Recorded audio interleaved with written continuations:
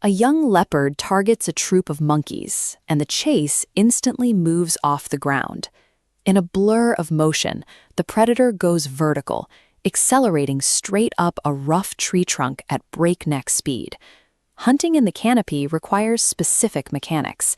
It is an exercise in agility and quiet patience.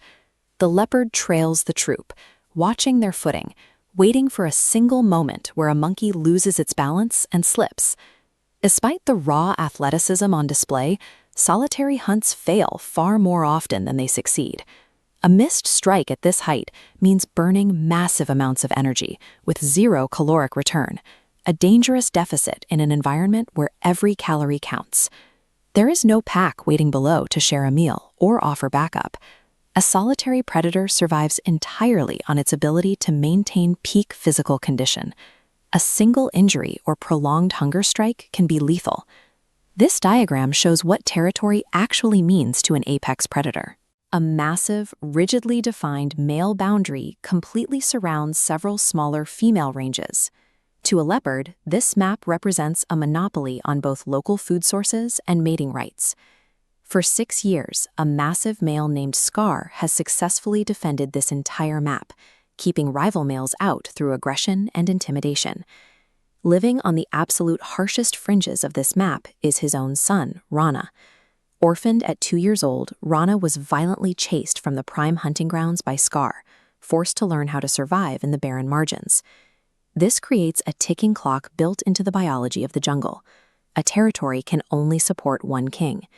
As the ruler slowly ages and his exiled offspring reaches physical maturity, a collision is inevitable. The first signs of that shift often come from the rest of the ecosystem. An ambitious young female named Shalmei patrols the area, driven by a biological imperative to secure the strongest possible genetics for her future cubs. She is looking for indicators of decline. She evaluates the dominant males for drops in muscle density, a slowing in reflex times, and a fading aura of physical intimidation. Shalmei gets close to Scar to make her assessment. Through his physical deterioration, she senses that he is losing the capacity to defend the territory from intruders. In nature, authority is tied directly to current physical output. The moment a king exposes weakness, the surrounding ecosystem begins seeking a stronger replacement. Out on the fringes, Rana has survived his exile, but to challenge an established ruler, he must prove he commands overwhelming, lethal force. To test himself, Rana targets prey that most leopards actively avoid, a massive antelope known as an eland. This diagram shows the danger. A leopard silhouette next to an eland reveals a 3 times multiplier in mass and height. The specific risk: a backward kick generates enough kinetic force to shatter a leopard's skull.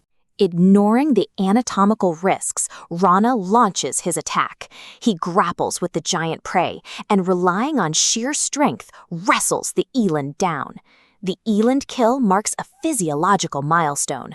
Rana has graduated from the small-scale hunting of an exile to the high-stakes lethality of a dominant male.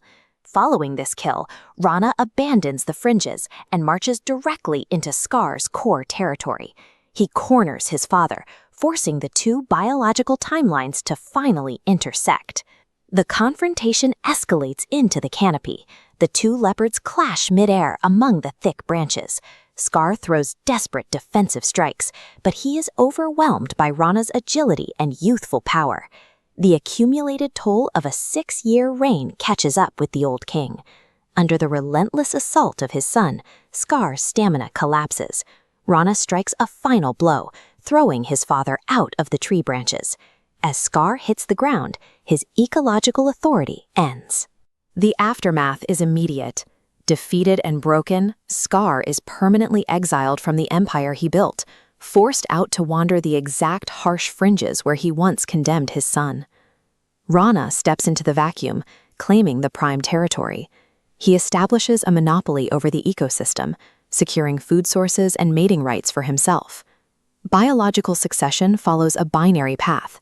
A territory remains under one male's control only until he is physically displaced by a stronger rival.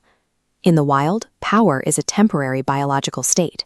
It is held only as long as physical supremacy can be maintained, and it is ultimately reclaimed by the generation that follows.